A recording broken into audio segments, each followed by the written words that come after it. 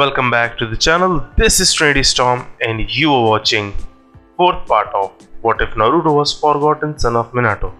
If you enjoy this video, please like, share and subscribe to the channel. Now wasting no more time, let's start the story. Hawaiian Stadium, day of the finals. The Konoha Stadium was nearly full. Everyone had come to watch the finals of the Chunin exam, from daimyos to peasants. Because all 5 great nations had genin competing in the tournament, the event received a lot of attention. For the first time since the Chunin exam system began, the 5 cages sat side by side in the highest booth. The Raikage was on the far left. A member of the Raiten no Yoroi. He was a big man with arms like a bodybuilder or wrestler. He was well known throughout the 5 countries for his mastery of lightning ninjutsu and taijutsu. The Tsuchikage sat to his right. Onoki, the master fence-sitter. He was a small man in comparison to his peers. He was known as the oldest lasting kage and for his mastery of earth ninjutsu and dust release ninjutsu. The Hokage sat in the center. The Yellow Flash, Minato Namikaze. He had built his reputation as the fastest man alive and for his actions during the Third Shinobi War.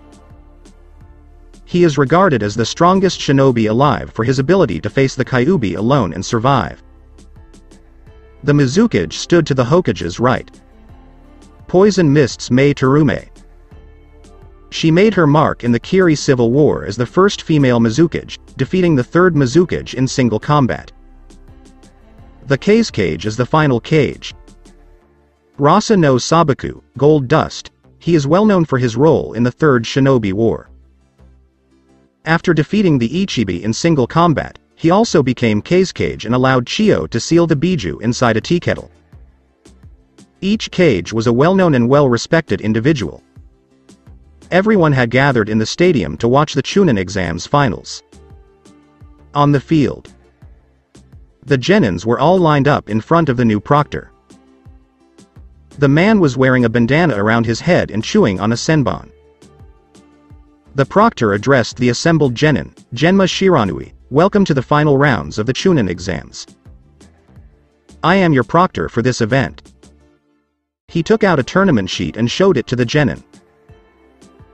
The matches are as follows. Kuretsuchi vs. Menma, Match 1. Shio Uzumaki vs. Sasuke Uchiha in Match 2. Dosu Kinata vs. Gaara in the 3rd match. Umi vs. Kankuro in the 4th match. Gengata Hazuka vs. Yakumo Kurama in Match 5. Shino Aburame vs. Mito Gecko in Match 6. Shikamaru. Goodbye. The senbon chewing jonin stowed the tournament sheet and turned to face the genin. Kuretsuchi of Iwa will face Menma of Konoha in the first match of the day. Please move to the viewing balcony, everyone else. Menma vs. Kuretsuchi. Genma raised his arm as he looked between the 2 genin, Hajime. Kuretsuchi flew through some hand seals after finishing those words before shouting out, bombs of lava. Menma jumped away and began weaving between the lava balls that had fallen to the ground, forming puddles of the burning liquid. From the cage box, Mei looked at Onoki, intrigued by the lava jutsu. Oh? A genin's lava jutsu? Impressive. Onoki looked proudly at Kuretsuchi. Yes, she is a genius at combining elements. Despite the fact that Menma is a genius in his own right. I recall him and his team defeating Rogan the Butcher a year ago. Yes, Menma is definitely one of our strongest genin this year. I wonder how he plans to counter the lava ninjutsu, Minato said proudly. Returning to the arena. The battle was going exactly as Naruto had imagined it, with him constantly dodging lava while simultaneously watching out for lava puddles. However, what the audience didn't realize was that he was almost finished with his trap, as he looked around the arena and saw spiders weaving their webs across the arena. Kuretsuchi was irritated because her opponent had been constantly dodging her attacks and didn't seem to care about counter-attacking. Did he think she'd run out of chakra? Ha! She was the Tsuchikage's granddaughter, and she'd been increasing her chakra reserves since birth. Soon, the field beside Kuretsuchi's circle was nearly full of lava, and she smirked, end of the line. She went through some hand seals for her best jutsu of the lava dragon.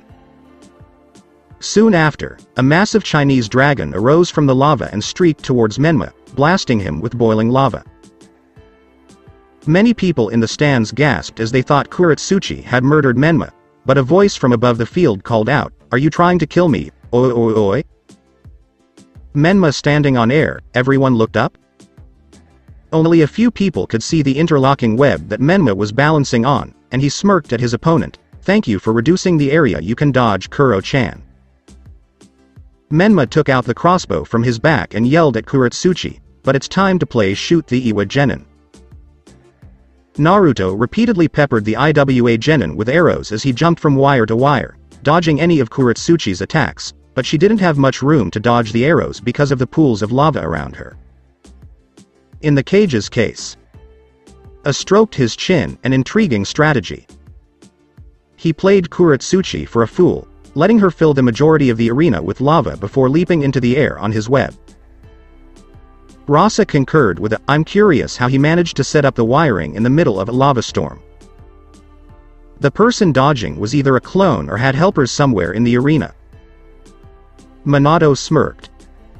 He didn't agree with the Spider Clan, but they were proving their worth to his son. Arena. Kuretsuchi scowled as she continued to dodge Menma's arrows.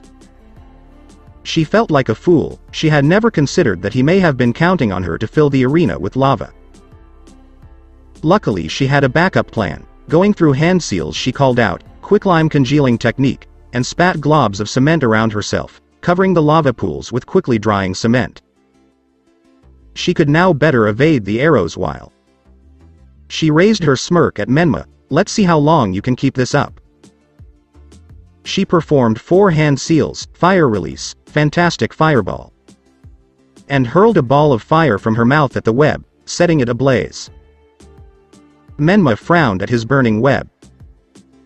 It appeared that his first plane had failed, so he jumped down and activated his chakra scalpels, sprinting towards the Iwa Genin and engaging in a fierce taijutsu contest.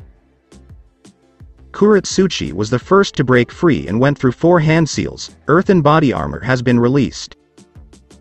Her skin darkened until she appeared to be made of dirt.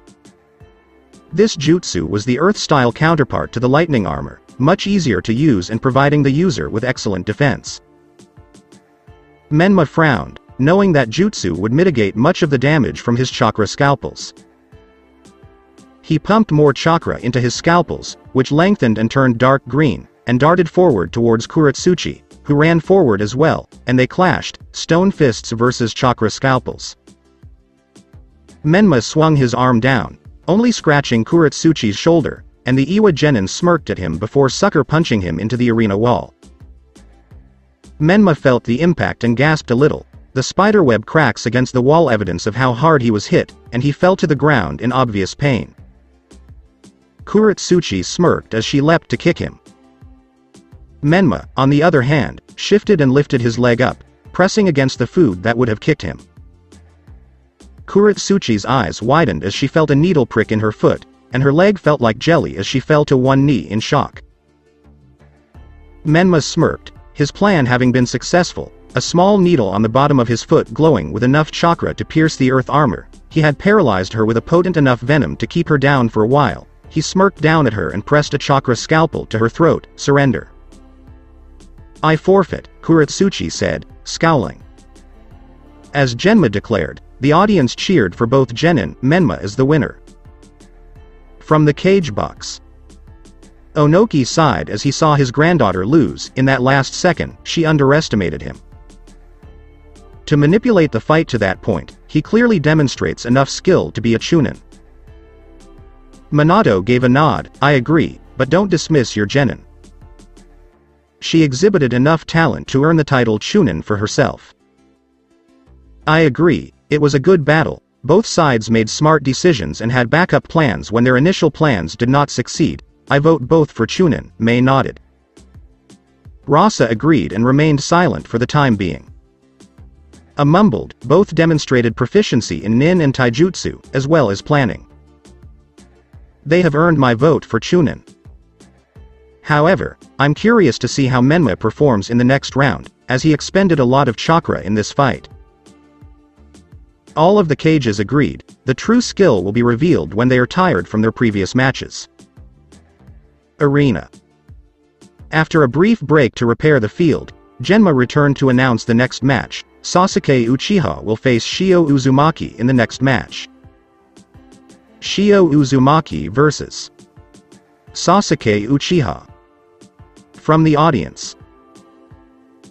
Asuma looked over at Kakashi, who was sitting next to Kushina and the rest of the Jonin.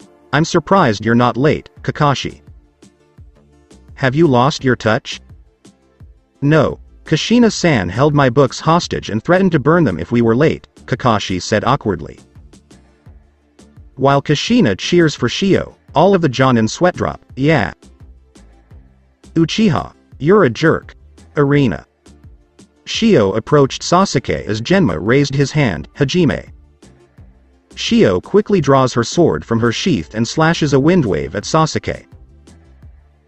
Sasuke pulls out a tanto and recalls something Kakashi said during their training session. Flashback. On a cliffside, Sasuke stood before Kakashi, and the Jonin eye smiled at him while explaining what they would be training in. I know you have a natural affinity for fire and lightning, Sasuke. This month, we'll be working on your fire affinity. Shio is a near master of wind release when combined with her sword. Because fire trumps wind, we must teach you how to channel elemental chakra into a weapon in order to counter Shio. The Cyclops presented him with a tanto.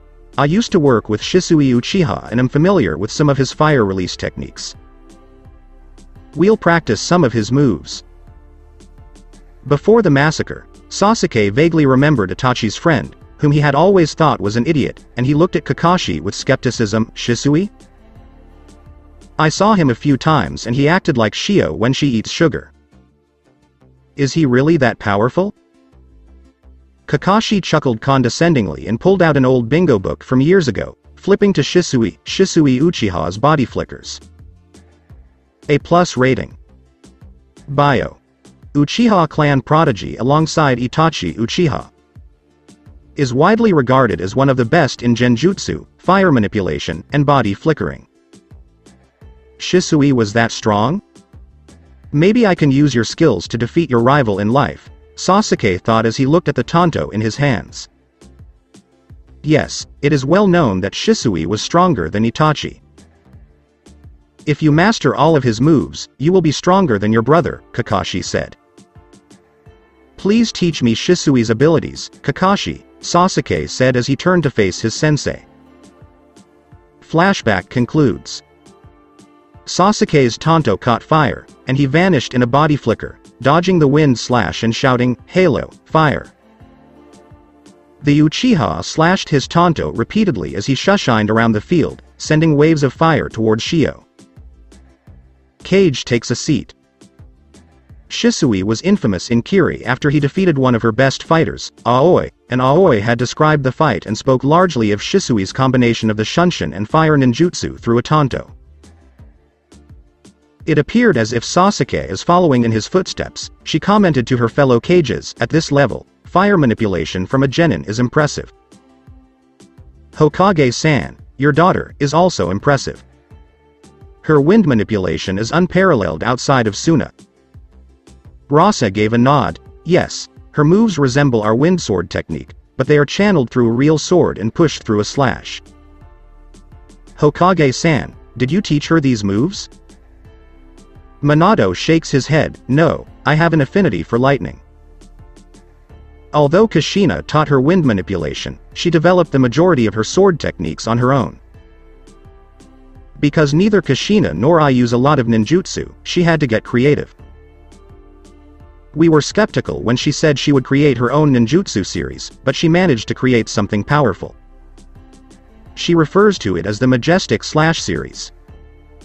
Rasa gave a nod. I'm curious if we can do similar jutsu with our fans. It will be interesting to put this to the test when we return to Suna. Returning to the arena. Shio's eyes widened at the fire before she sent a blast of air at her feet, causing her to jump to a great height to avoid the burning cuts, before spinning in midair and sending another wind cut at Sasuke before crouching on the ground, pumping chakra into her legs as she prepared one of her best moves. Sasuke easily avoided the slash, but his eyes widened when he saw her crouched, recalling that move from the Wave mission. Flashback. On top of a bridge, they were surrounded by mirrors, but all the mirrors in front of Shio were shattered as she blasted through them. Flashback concludes. Sasuke tsked and channeled more fire chakra into his Tanto, as well as a little lightning chakra to increase the potency of his flames, before dash forward to counter Shio's slash. Shio jumped forward, releasing all of the chakra in her legs as she surged forward, using her wind chakra to remove the air pressure against her as she thought in her head, Majestic Slash of the Wind God. Sasuke poured enough fire chakra into his Tanto and leapt forward in a downward swing at the cut, thinking, Flame Fall. The resulting explosion nearly engulfed the entire arena. Kage takes a seat. Minato shielded his eyes from the dust of the explosion, worried about Shio and Sasuke. That explosion was massive. A whistled in thanks for the massive explosion. That was a massive assault. I'm guessing they didn't mean to do that. Onoki gave a thoughtful nod. I'm guessing Uchiha used lightning chakra to boost his fire chakra enhanced Tanto. When the flame came into contact with Shio's wind ninjutsu, it reacted to the lightning and then enhanced with the wind, resulting in the massive explosion. Bikuden ninjutsu follows a similar procedure. In the ring. As the smoke cleared, everyone looked to the arena walls, where Sasuke and Shio were standing on opposite sides, safely away from the explosion, despite the fact that Shio's Nodochi had shattered and she had removed the hoodie she had worn to the event, revealing a black-skinned tight black top with mesh armor underneath it. Sasuke's Tanto was fine, but his black turtleneck was burned and tattered in various places. Shio jumped down and angrily pointed at Sasuke. What the hell happened? You perform an amazing move and then leap away at the last second. Which type of fighter are you? Datbeo. Sasuke also jumped down, scowling at the blonde Uzumaki. You jumped away too, idiot. Well, it seemed like a good idea to dodge. That attack went way out of control, Shio said, looking at the huge crater their attack had caused. Sasuke also took a look at the crater, which was about 10 feet deep and covered about a third of the arena. The fight resumed after Sasuke nodded but dodged Shio's punch. Shio continued to use wind-enhanced taijutsu to counter Sasuke's Tanto attacks and supplementary taijutsu despite the loss of her sword. They clashed for a while, wind against fire, before Shio jumped back and a blue ball swirled around her hand, and she yelled at Sasuke, I'm going to win. Sasuke scowled and swung his Tanto forward, swirling fire chakra around the tip to create a drill of fire, then jumped forward shouting, Spear of Fire. Shio jumped forward and called out, Rasengan. The two ninjutsu clashed until another large explosion occurred, and everyone was waiting for the battle to end. The crowd cheered for the Uzumaki as she ran around yelling in victory as the smoke cleared, revealing a tattered Shio standing over an unconscious Sasuke. Even after all of that, she has the stamina to jump around. What a stamina freak, Genma smirked at the jumping genin. He yelled at Shio while raising his hand. Shio Uzumaki won the second match. The audience erupted in approval. Shio looked up at the fighter's balcony and saw her estranged brother staring at her, and she smirked at him, sending him the message, I want to fight you next. From the fighter's balcony, Naruto looked down at his sister, not knowing what to feel. He was proud that she had won, but it was strange to feel these emotions for someone he had hated his entire life. He looked down at her again and saw him staring at him, sending him a message that he understood, I want to fight you next. He smirked slightly, he couldn't wait for that confrontation. From the cage box. Onoki took the floor first. They're definitely skilled enough for Chunin, but neither of them planned ahead of time. Everything was reactionary. Furthermore, if they made the same mistake with the explosion in a real-life situation, their entire team could be killed. Minato nodded, proud of the genin, but neither demonstrated the required mental prowess of a Chunin. He turned to his fellow cages and said, "So Sasuke will not be promoted, but Shio still has a chance to prove that she is eligible for Chunin." Everyone nodded in agreement when they heard the assessment. Gaara vs. Dosu Kinata. Dosu and Gaara were standing across from each other, and Genma spoke to them both, Dosu Kinata and Gaara's third math. Hajime. I wonder which one is faster, my sound or your sand, Dosu chuckled as he prepared his melody arm. Gaara looked apathetically at Dosu before saying monotonously, your blood will be unsatisfactory to mother. Dosu shivered slightly but rushed forward, preparing to end this in one shot before the sun went down. His lone eye widened before he was completely engulfed in sand. Gaara raised his hand and clenched it, saying in a monotone drawl, worthless. The arena was silent as blood seemed to drip down from the floating sand pile. From the cage box. The cage remained silent as they observed the scene, with Mei clearing her throat slightly before speaking. Cage-san, your genin appears to be unstable. I told him not to kill any of the competition, and I will have to discipline him after this, Rasa said solemnly. He is definitely skilled, but he definitely does not have the mentality to lead. If he can kill another genin in cold blood like that, he has no place leading a team of Chunin. Minato agreed with A's assessment and nodded. In the ring. Gaara walked slowly back up to the fighter's balcony, unaffected by the lack of applause or acknowledgement of his victory. The genin in the box were all angrily staring at the red-haired shinobi. If I win my fight, I have to fight Gaara. Baki-sensei told us we couldn't forfeit to prepare for the invasion, but if I win this match, I will be killed, said Kankuro. Umi stood there in silence, reflecting on the previous match. If he won, he'd have to face the red-haired menace. He frowned and smirked as he remembered his childhood beaches. He had a plan against Gaara. He cast a glance at the puppeteer, but first he had to win this fight. Kankuro vs. Umi. Umi and Kankuro faced each other as Genma raised his arm and said, Hajime. Umi took a step back and rushed through hand seals before pulling out a sealing scroll and exclaiming, Great Flood. A rush of water rushed out of the scroll and into the arena. He threw the scroll a safe distance away and continued dodging Kankuro as he unrolled water scrolls to flood the arena. He came to a halt after his fifth scroll, and the water had risen to his knees. I have 10 more scrolls filled with water, he said as he jumped on top of the water. I hope that's enough for the next match. He observed his opponent unraveling his puppet. Kankuro sneered at his opponent, you won't be able to dodge this no matter how much water you use. He flexed his fingers slightly and Karasu opened its mouth, puppet secret art, poisoned bomb. 3 purple orbs were shot from Karasu's mouth and exploded where Umi was, filling the area with poisoned smoke. Umi, on the other hand, was already underwater, using an old diving ninjutsu to draw air from the water around him into his lungs in order to breathe underwater.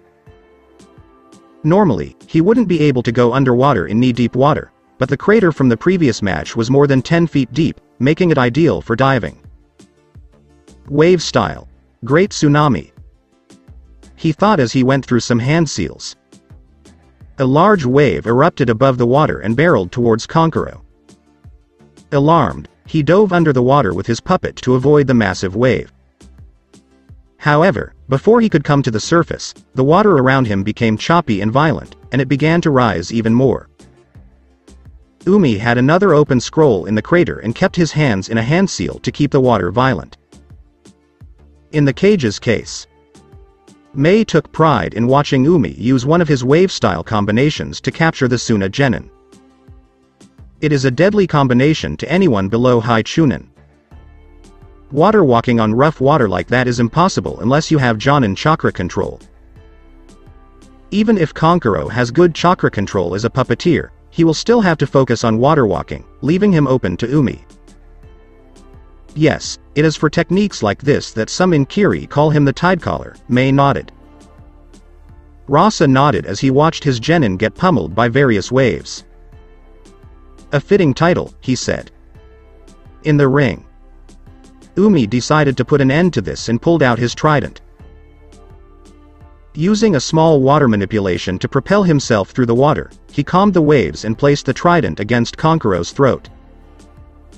Konkuro sighed, slightly relieved that he had lost because he didn't have to fight Gaara. I forfeit, he said. Umi nodded and took an empty storage scroll from her bag, absorbing the water into 4 different scrolls.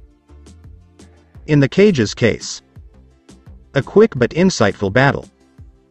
Umi outmatched Konkuro from the start.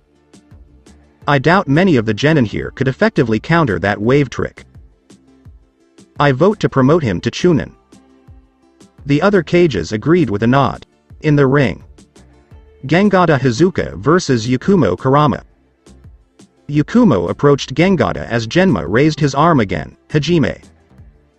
You should surrender now, you have no chance against me, Gengada smirked arrogantly. Yakumo scowled and went through some hand seals. Well, try this on for size then, Great Forest of Death. The scene changed to an area of black sakura blossoms as Gengada found himself in the middle of a forest of black sakura trees. He looked around, perplexed by the genjutsu, until he noticed something out of the corner of his eye. He looked around, but saw nothing. He began to sweat in fear as he noticed a shadow looming over him. When he turned around, he saw a different Yakumo.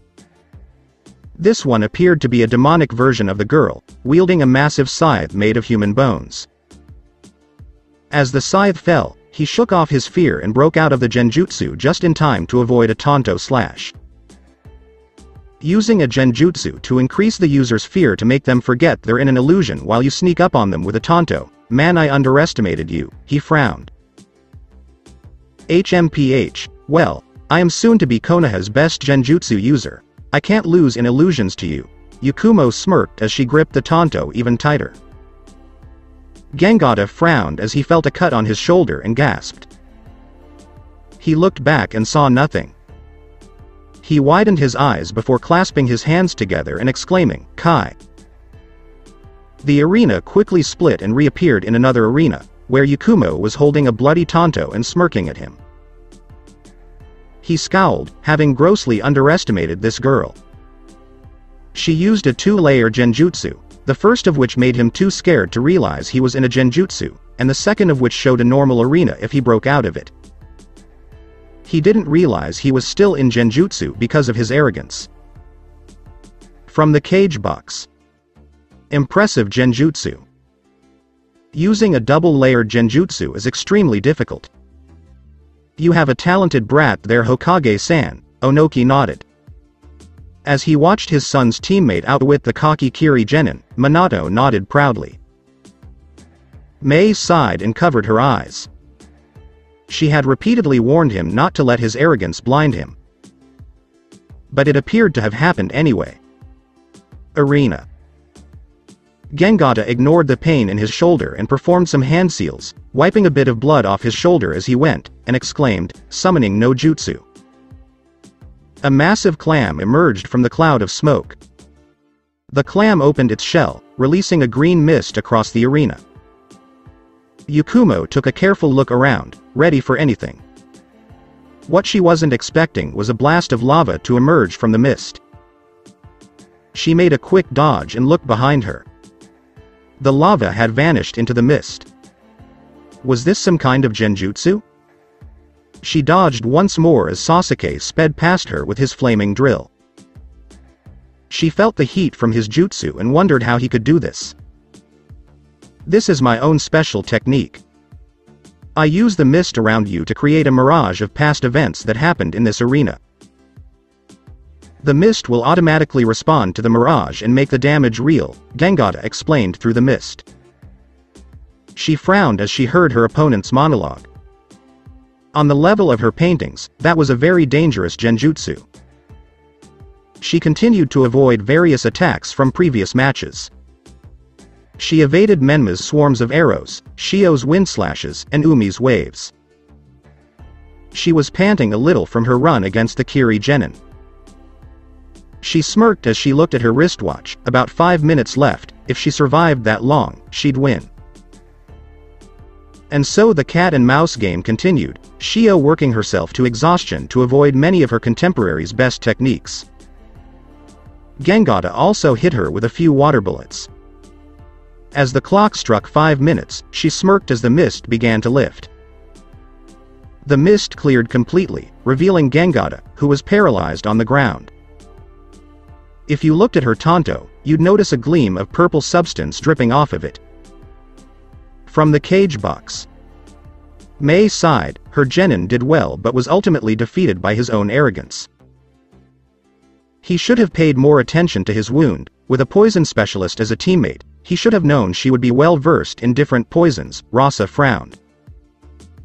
I agree, he was too arrogant to make a good Chunin. I don't doubt his skill, but perhaps he should wait until next time to be promoted, Minato said. I do not believe we saw enough from Yakumo to tell if she is Chunin worthy, A said of the Konoha genin. She had good strategy with the double-laid genjutsu and poison tanto, but she did not show much else in her match. The cages all nodded and sat down to watch the final match of the first round. Arena. Mito Gecko vs. Shino Aburame. Shino and Mito faced each other as Genma passed by before raising his arm for the final match of the first round, Hajime. Shino raised his arms, and a swarm of bugs flew around him in a black mass. Mito drew her katana and braced herself for Shino's first strike. Shino charged forward, punching the purple-haired swordswoman. Mito deflected the punch with a slash at Shino. When the blade passed through Shino, the Aburame disintegrated into insects that swarmed the girl. Mito scowled and backed away from the horde, sending a chakra slash at them to cover her escape. She kept avoiding swarm pockets until she was surrounded on all sides. She noticed Shino directing the swarm as she looked across the field. The bugs quickly swarmed her. As they began to absorb her chakra, she poofed, revealing herself to be a cage bushin. Before Shino could respond, a katana was pointed at his throat, and he silently nodded and declared, "Proctor, I forfeit." In the cage's case, she knew she couldn't avoid the bugs forever, so she hid underground while a cage bushin looked for the real Shino, and once it dispersed, the information would return to Mito, allowing her to attack the Aburame without fear of the insects. She has my vote for Chunin. Mei nodded, pleased that so many women were succeeding in this competition. Arena. That concludes the first round of the Chunin exam finals, Genma said to the audience. We will have an hour-long break to fix the arena and give the genin time to heal. Please return soon for the second round of the exams. Ariana Konoha, day of the finals. Shikamaru vs. Samui. Shikamaru sighed heavily as Samui began to walk down to the arena. What a drag. Why do I always have to fight females? Maybe I should just forfeit. You can't just forfeit, Shikamaru. Prove to Kumo that Konoha is great. Shio glared at Shikamaru. Aside from that, there is one good reason you must compete. Shikamaru raised an eyebrow, back to the balcony, and asked, why is that? Shio gave an evil grin. Sparta kicked him down to the arena because. She lifted her foot up. Her eyes glinted, say so. Arena. Shikamaru stood there staring at the clouds for a while, ignoring the crowds booing the troublesome girl. Shikamaru got a sweat drop from Genma, and Samui got a tick mark from the Senbon Chowing Jonin, Hajime. Samui dashed forward with her sword drawn, intending to slash the lazy coward in half, but when she slashed down, he vanished and landed on two kunai stuck to the wall above where the slash cut down. Well, I really don't want to do this, but oh well, I don't want to fight a girl, but I can't lose to one either. Samui yelled angrily, then die, you sexist pig. She slashed the wall where he abruptly vanished, deeply cutting into it, then turned around to the trees and smirked, you are quite good at running away. Lightning sparked dangerously off her sword, then run away from this. While Shikamaru was thinking of a strategy, she began to rain lightning bolts from her sword at his cover. Crazy girl, shooting me with lightning. He looked around the arena for an advantage and noticed the pit where Shio and Sasuke fought was still there, and Samui was not far from its location. Samui was irritated by the grove of trees in the arena. If you're not going to come out, I'll have to force you. She was about to dart forward when Shikamaru jumped out and ran towards the pit from 2 fights ago. She had no idea what his plan was, but she was going to stop it. She darted forward to intercept him when suddenly she froze. She stood there wide-eyed as one of the kunai that Shikamaru had stuck to the wall poofed back into the lazy Nara with a shadow connecting to Samui. What the hell? When Samui opened her eyes, she saw the lazy boy in front of her rubbing her shoulders, clearly bored. While explaining, he began to slouch away. It took a lot of chakra to keep the Kagemane no Jutsu from a henge while baiting Uwisha Bushin and also using the Kageman Jutsu to create a shadow. I'm exhausted. Kage takes a seat. What a unique boy. Despite almost winning, he decides to forfeit due to being tired from almost doing nothing. Mei chuckles into her hand. And to think I thought the legendary Nara laziness was exaggerated, snorted Onoki. Well, even if he didn't win the match, he would have won the war if he had a full team. The minute he caught her with that unconventional tactic, his teammates could have ended it. Despite being a bad solo player, he would do well in a team situation. Minato chuckled awkwardly. Yes, he had good potential to be a leader if he broke out of his lazy habits. Perhaps forcing him to take on more responsibility could help him grow more. Yes, Shikamaru will be promoted, Minato nodded. Everyone agreed with a nod. However, Samui, I do not believe demonstrated enough to be Chunin. She showed skill, yes, but was unable to plan accordingly to Nara's tactics. Rasa frowned. Onoki gave a nod, yes, let's wait until the next match to see if she's worthy of being a Chunin. Following the hour intermission, arena. Genma made his way to the center of the arena. Welcome back to the Chunin exam's final rounds. I'd like to thank everyone again for coming to this event. I'm now going to announce the next round of exams. Shio Uzumaki vs. Menma. Gaara vs. Umi. Mito Gecko vs. Yakumo Kurama. Samui vs. Shikamaru Nara. Would Shio and Menma please come down to the arena, Genma said as he closed the tournament brackets. Shio and Menma were soon standing across from each other, both thinking about their previous fights. Shio clenched her fist and looked at her estranged brother, saying, in the last fight, we were completely even, but this is a tournament, so I can't use too much chakra. I may not hate you anymore, but this is my chance to prove my strength to the world, and I will use this fight to find my path again, Menma reflected. Everyone in the arena seemed to hold their breath as the battle between the two strongest genin in Konoha was about to begin. Hajime. Naruto burst into action, flashing through hand seals. His hair suddenly spiked in various directions, and he yelled, encampment of spider silk. His hair grew ridiculously fast, fastening into the shape of a spider web around the arena, and soon near invisible strands of hair were all around the arena, revealing a very complex spider web pattern from an aerial view. Before his sister could react, Naruto flashed through hand seals and shouted again, no jutsu, dokukiri. A purple mist quickly spread throughout the arena. In the Kage's case, Mei's eyes widened at the jutsu, He seemed to have copied our mist jutsu and added his own poisons to it, which was intriguing. It's a less potent version of my own poisoned mist. Minato gave a nod. Yes, Menma is one of the village's top poison specialists. He has discovered how to convert his chakra into various toxins, resulting in a new style of ninjutsu. Everyone, including a dragon-masked Anbu directly behind the Hokage, appeared to be interested in this information. Arena. Shio had already prepared for her brother's poison mist jutsu, unsealing a gas mask and putting it on. She walked to the side a little, holding her spare Nodochi at the ready, but felt a cut on her shoulder. She looked closely and noticed that a top piece of hair had cut her in the shoulder. She felt her eyes widen. If all the strings around her had the power to cut her with just a simple touch, she could slice herself. She felt one of her blades snap another strand of hair and had to dodge another arrow as 4 glowing blades appeared at her back and began to spin, cutting down the wires closest to her and separating the mist a little. She used her sensing ability to detect chakra running through each of the strings. What a terrifying technique! He had channeled chakra strings through her hair. If she tripped one, he would know instantly where she was.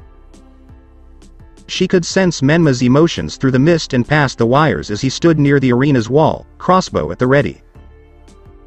He seemed to be very focused on the match, but underneath that she felt confusion, hatred directed at someone else, and sadness. She frowned a bit. It seemed as if he still hated something, but at least she could tell it wasn't directed at them. She shook her head and concentrated on the match, as 4 chakra blades swooped down on his position at breakneck speed. Menma stared at the cloud of poison mist, knowing that it wouldn't be enough to stop Shio. He focused a lot of chakra into the mist to prevent it from blowing away again with a wind jutsu, but the real threat to the mist were his threads. He shot 2 arrows in the mist when he felt one snap. However, before he could fire another shot, 4 glowing blue blades shot at him from the mist, which he quickly dodged, remembering them from his previous match with Shio. In the cage's case, Minato's eyes widen as he notices Shio's chakra blades. He had no idea Shio could do that.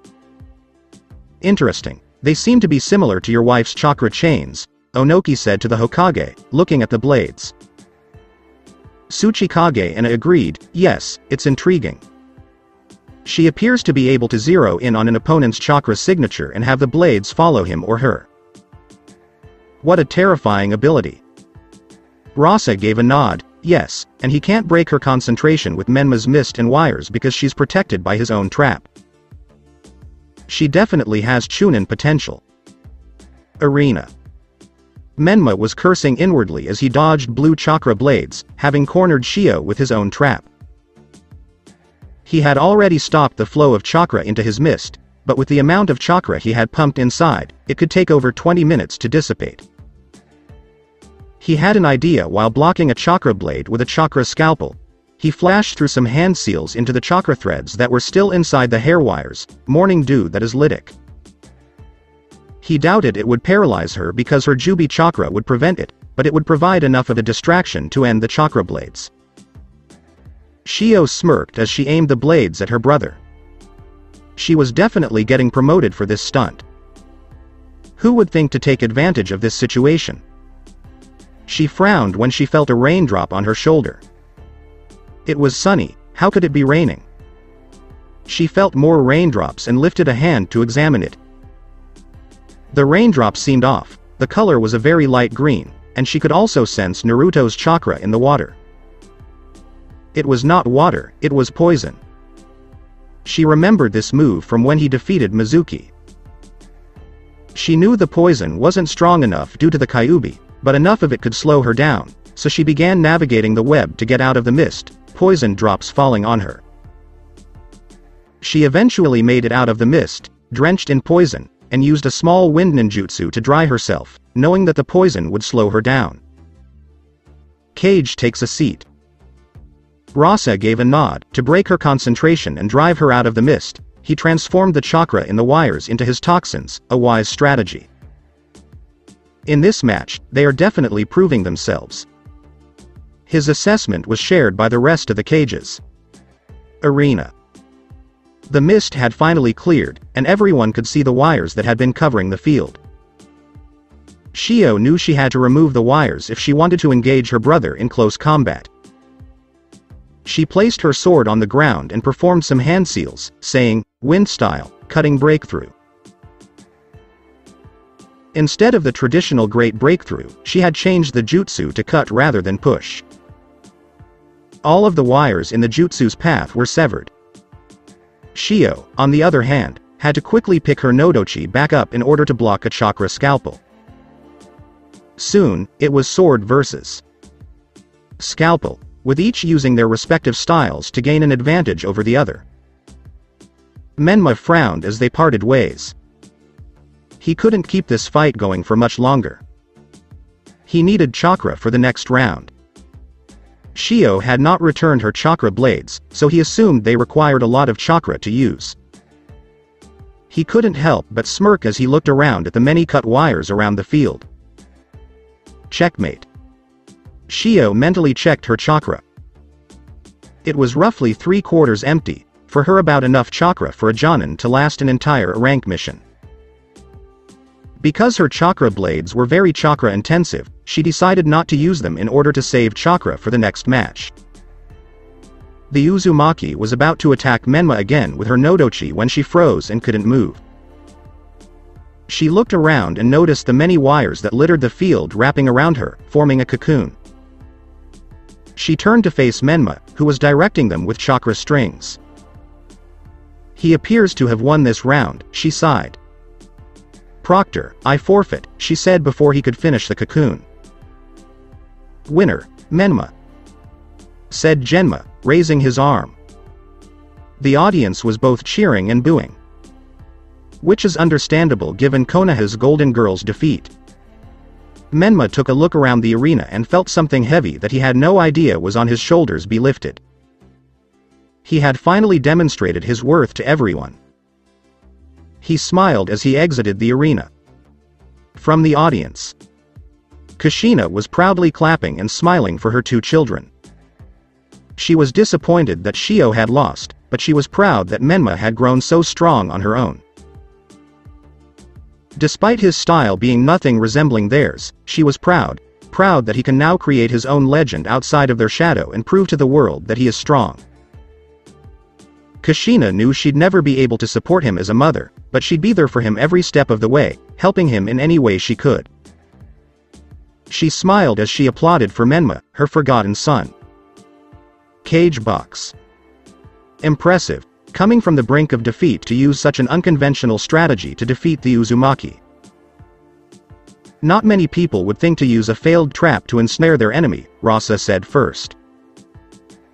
Yes, he is a skilled brat, but the blonde Gaki proved her worth today as well, showing the aptitude of a Chunin during this fight, Onoki said. Yes, they both are definitely Chunin material, Minato agreed, proud of both of his children. Arena. After the previous match's commotion subsided, Genma declared, "The next match of today will be Umi versus Gaara." Gaara versus Umi. Umi stood in front of Gaara, mentally preparing for this fight. The genin ahead of him had been crippled and killed on his way to this point in the competition. He would not be another number on that list. "Hajime!" exclaimed Genma. Umi took out 5 water scrolls and unsealed them quickly, causing water to burst forth at Gaara. Umi performed 4 hand seals, wave style, Great Tsunami. The 5 bursts of water converged and formed a massive wave, seemingly engulfing Gaara and the arena's bottom with water. The water continued to rise until it reached a depth of 10 feet.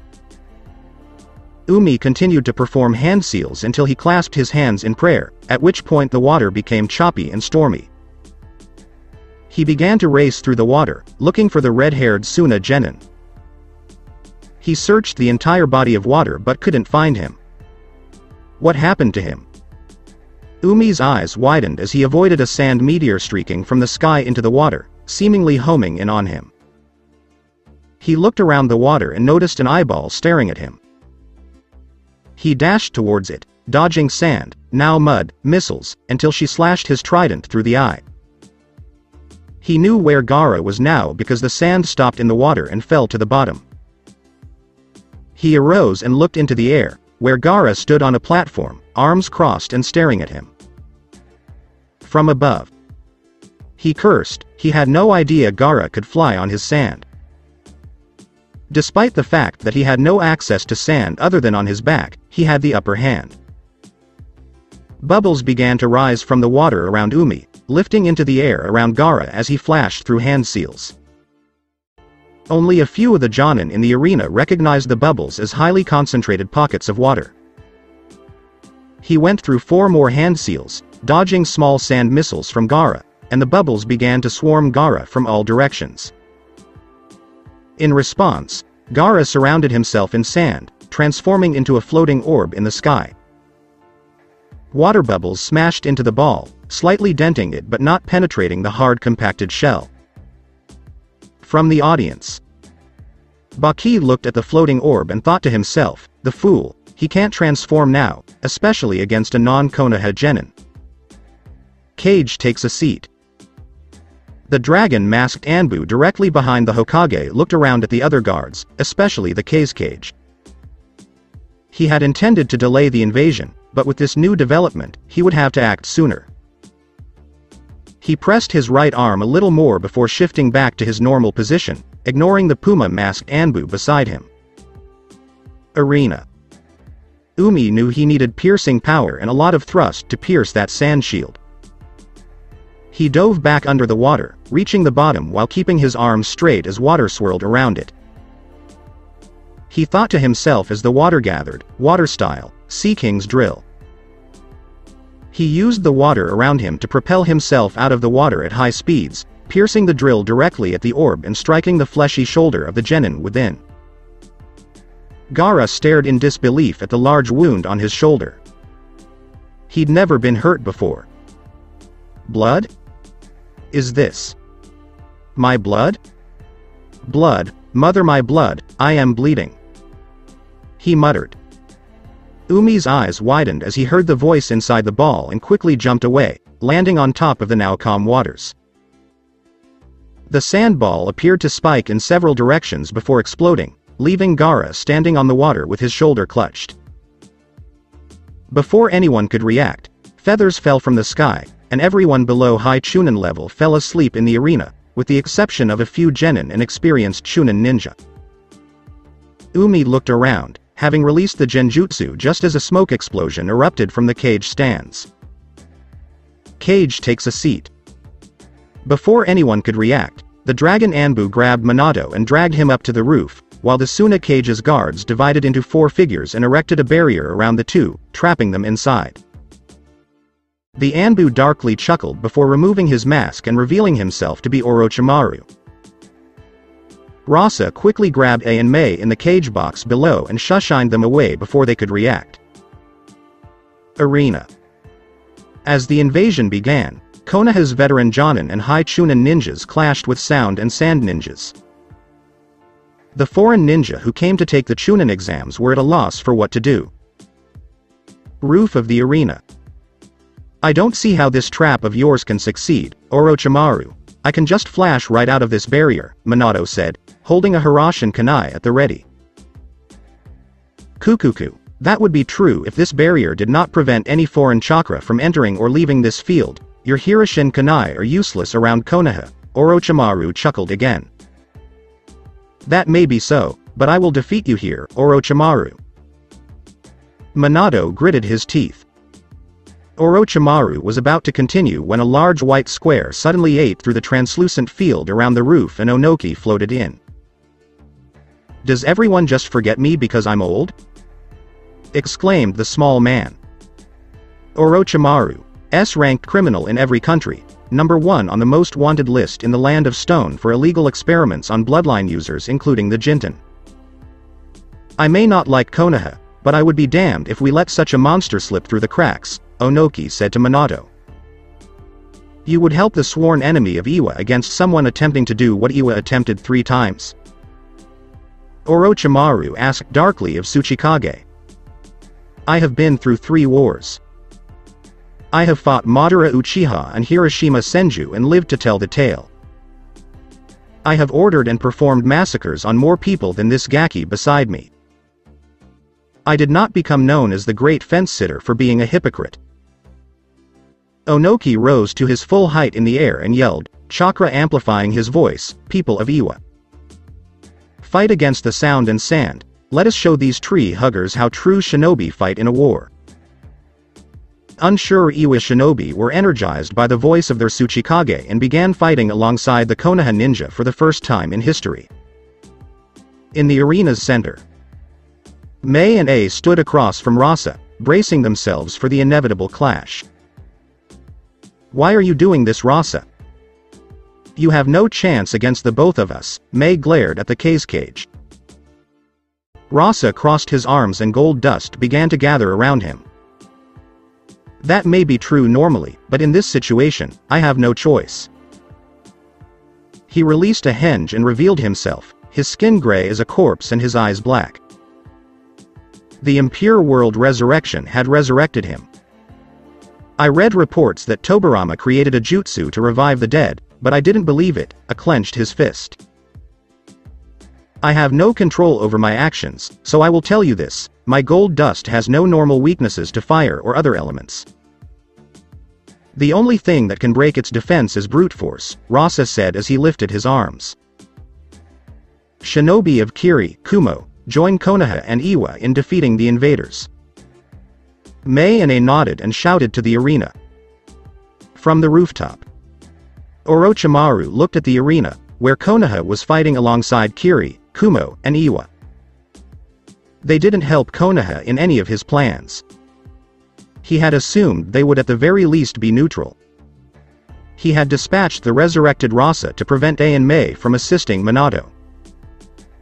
Because of his age, he had ignored the Tsuchikage. He didn't think he'd be a threat.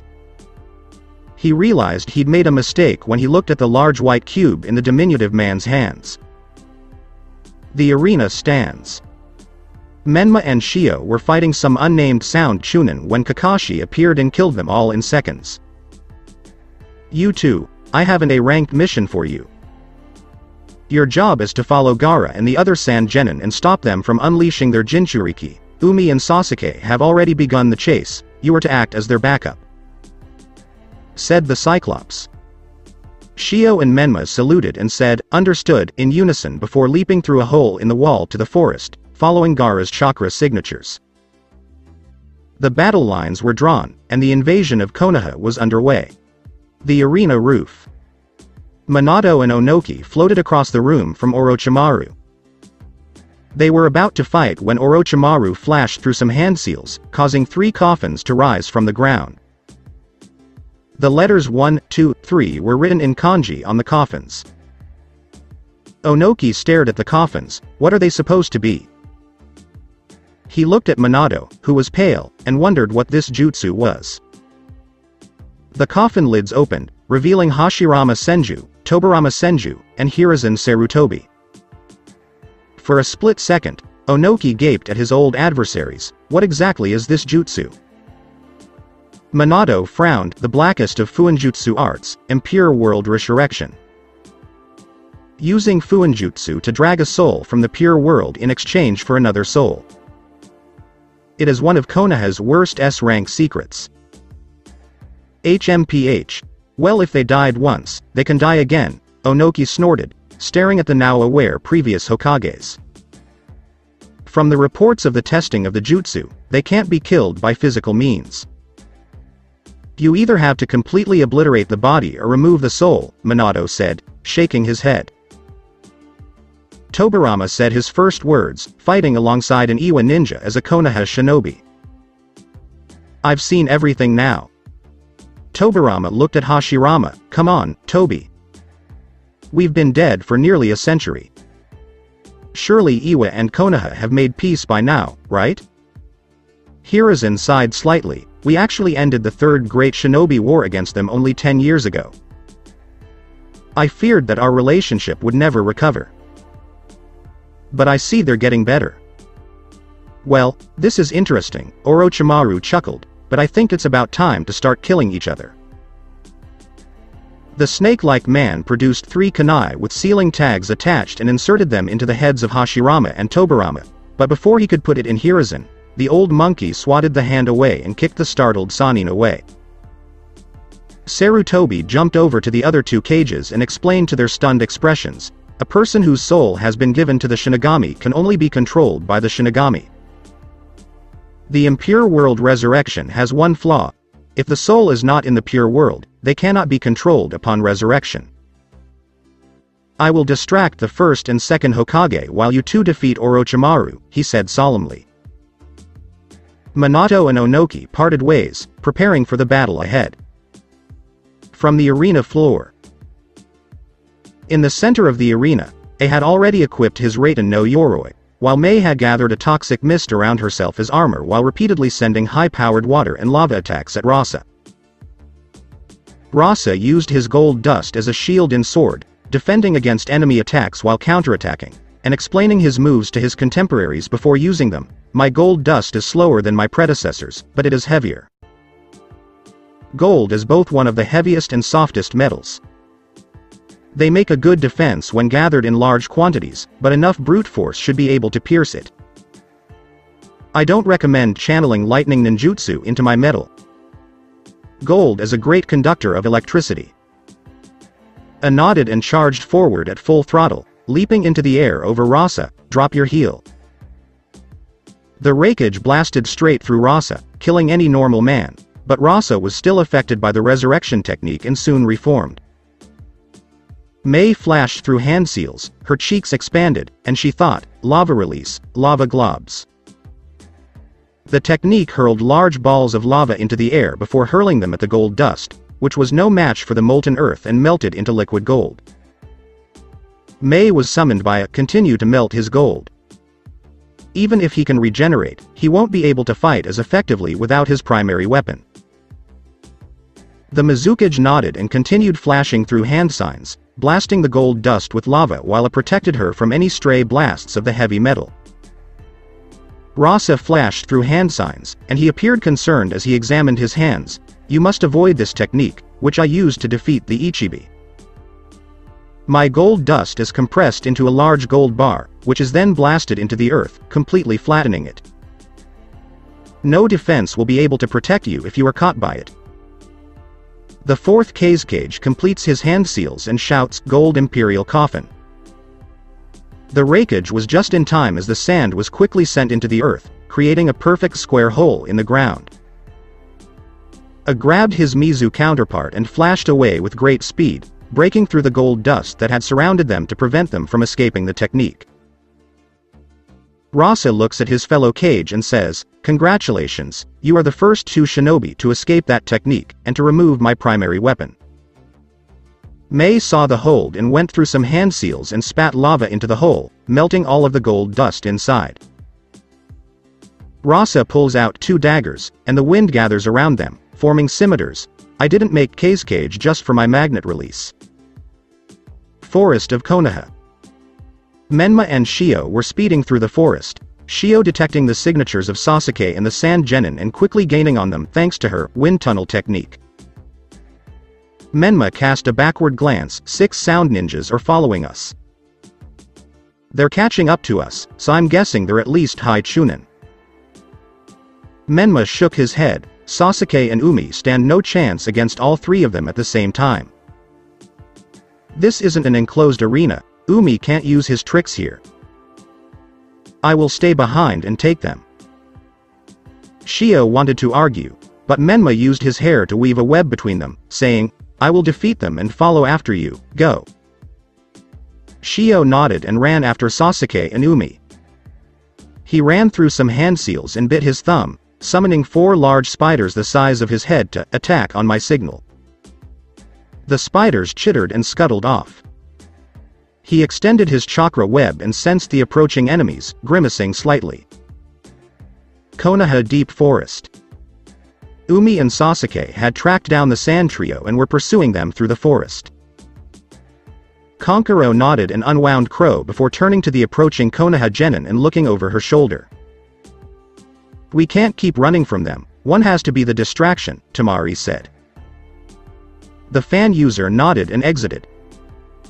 Soon after she left, Umi and Sasuke landed across from him on a branch. You follow after the other two, I'll cover you, the Tidecaller said to the Uchiha. Sasuke nodded and circled the sand genin. Like I'd let you. Kankuro yanked on his chakra strings.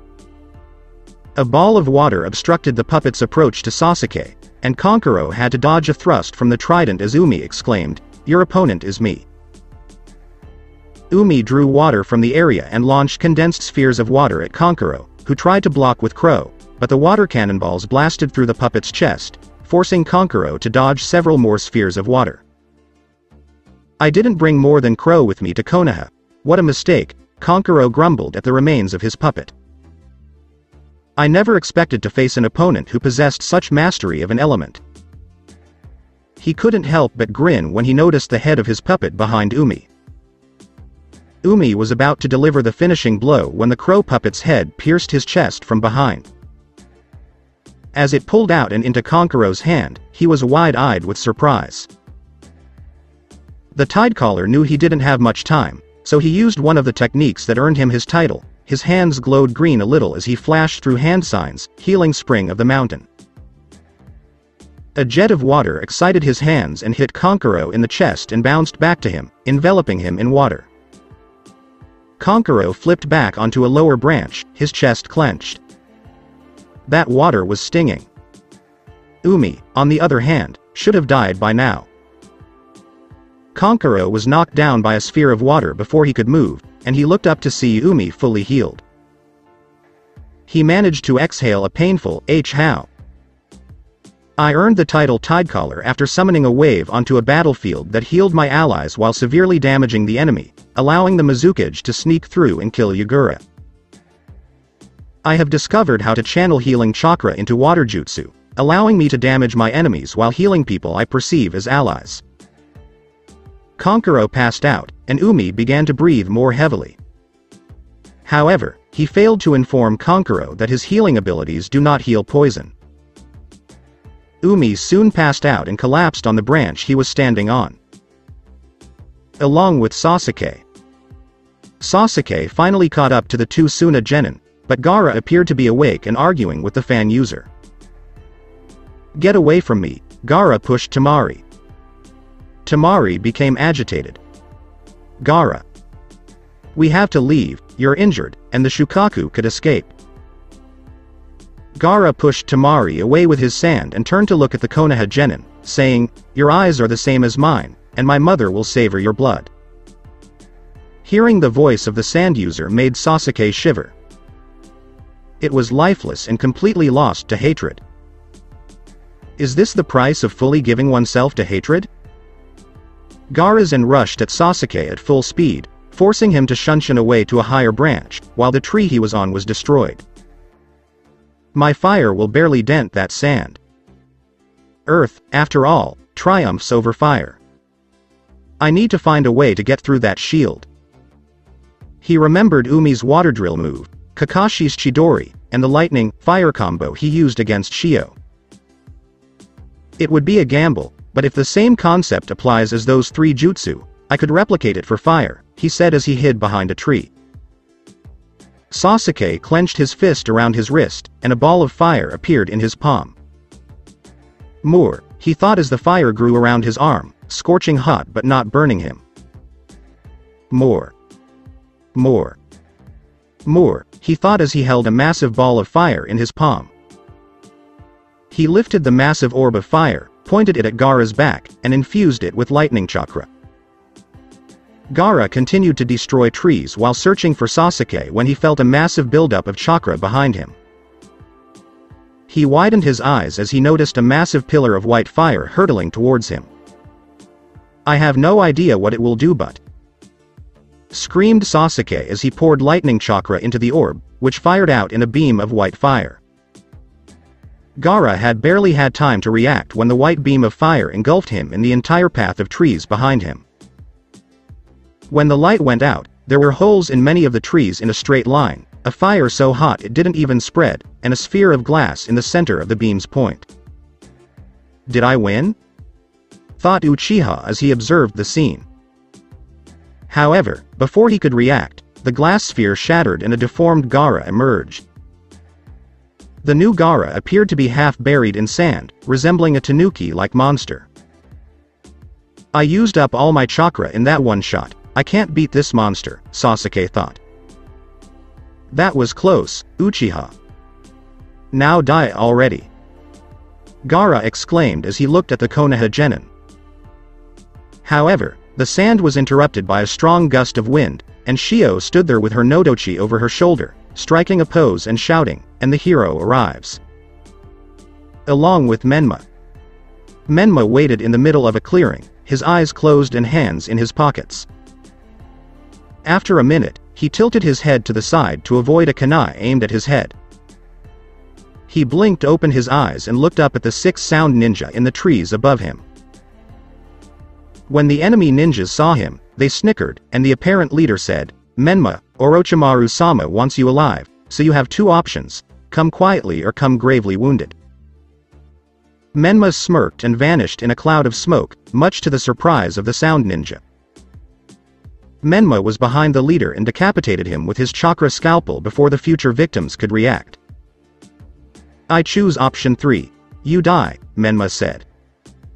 Menma muttered as he jumped and shot both of them with his arm crossbow as they attempted to stab him from behind.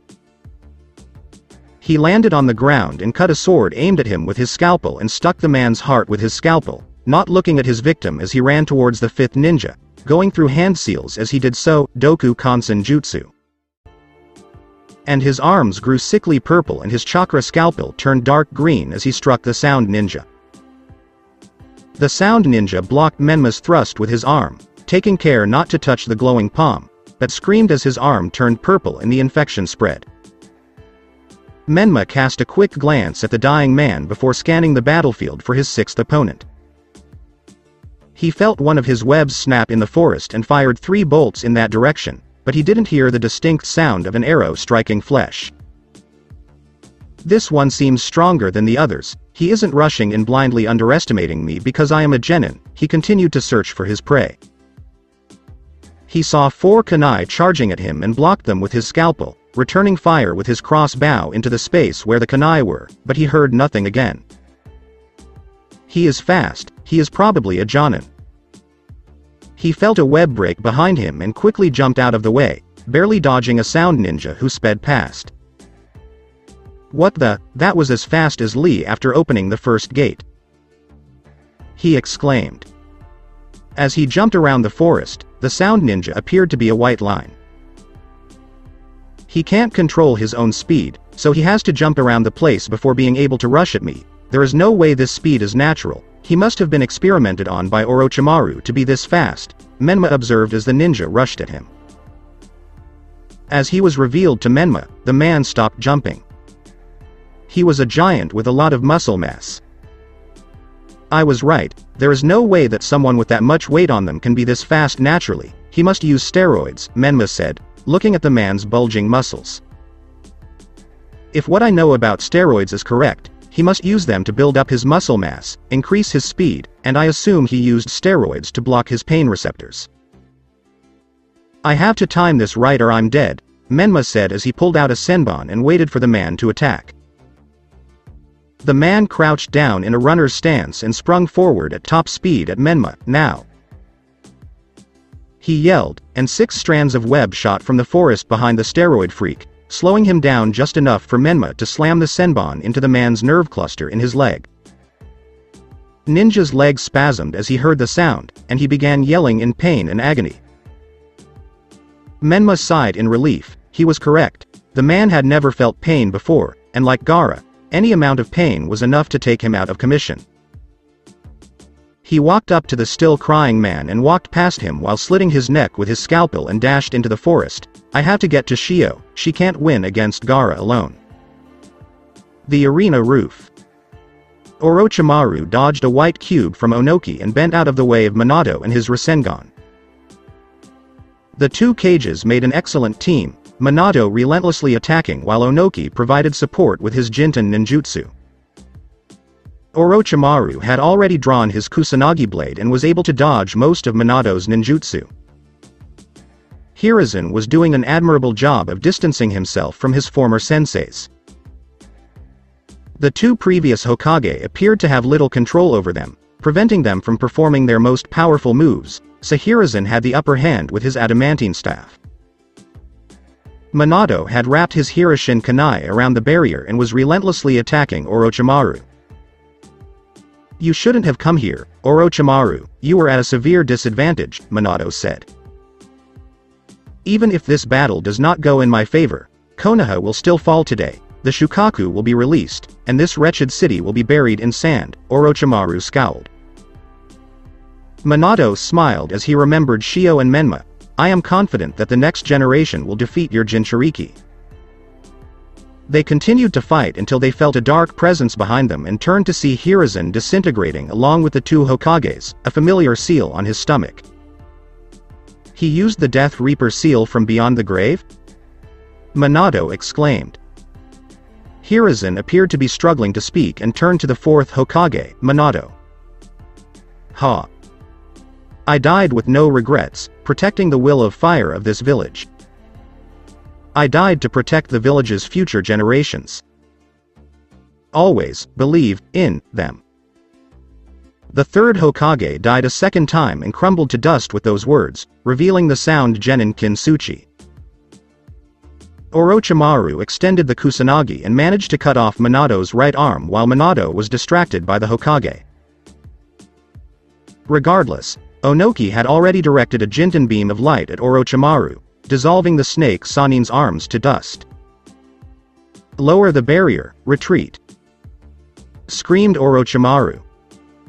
Onoki was ready to chase after the Sanin, but the Sanin had already retreated in a reverse summoning ninjutsu.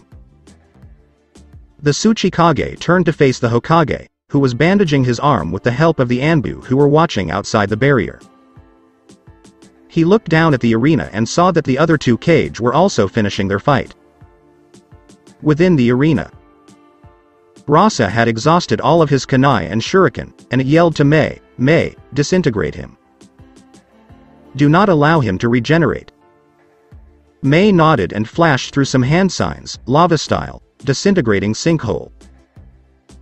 She punched the ground, and beneath Rasa, the earth turned to lava, disintegrating the former Kage in lava.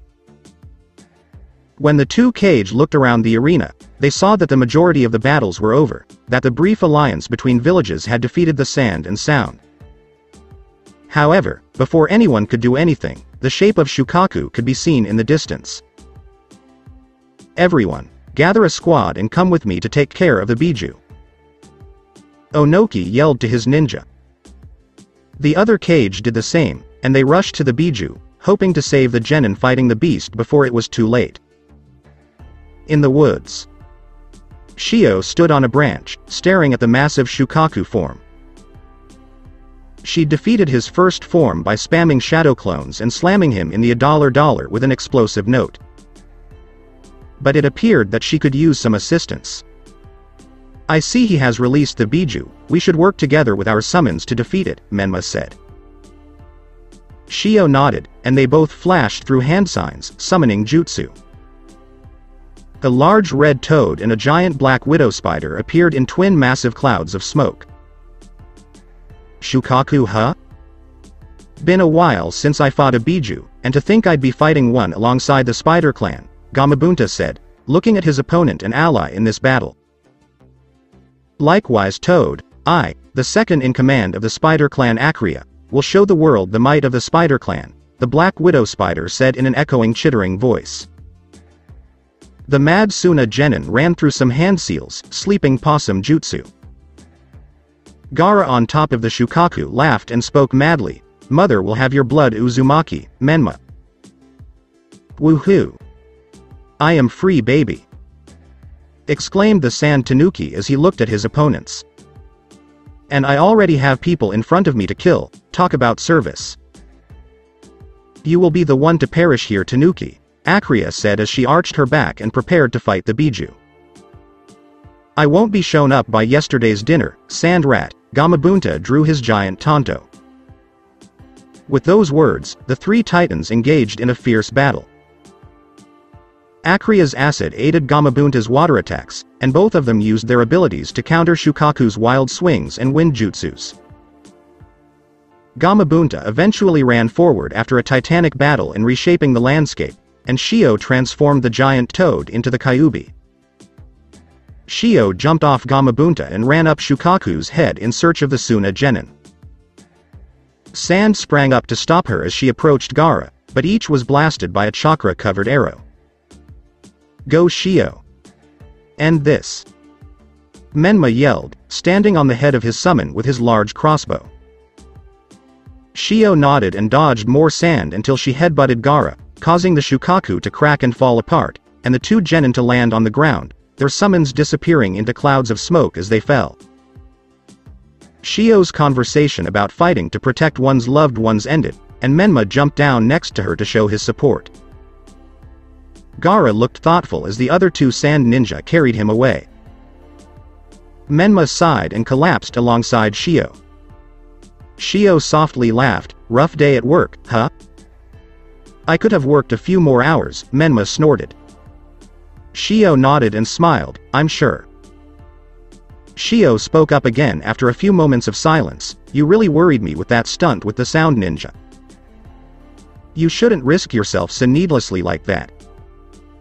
It was a necessary risk. You were better equipped to help Sasuke and Umi with your faster speed, and I am better against multiple opponents. It was logical," Menma said. "I didn't mean it that way," Shio sighed. "I was worried about you, not the logic of the situation." Menma was taken aback by this. "We've only known each other for a short time, so I don't understand why you're concerned about my safety." Shio sighed in frustration and flipped the spider summoner around. "It makes no difference that we haven't known each other for very long. We may no longer be family, but I still love you as a friend, not as a brother. You are one of my most prized possessions, and I want you to be safe." Menma was speechless, but a swarm of ninja jumped around them before he could respond. The two genin were relieved to see a large group of ninja wearing leaf headbands. The cages advanced, and Minato, who had a bandaged stump for his right arm, spoke first. "Shio. Menma, what happened here?" Menma and Shio looked around the area. Large patches of sand, broken trees, huge ponds of water, acid eating away at some trees, and both turned around, Shio sheepishly rubbing the back of her head. So that's it for today. I hope you guys enjoyed it. Don't forget to like, share and subscribe to the channel for more awesome stories like this. Thank you. See you all in my next video.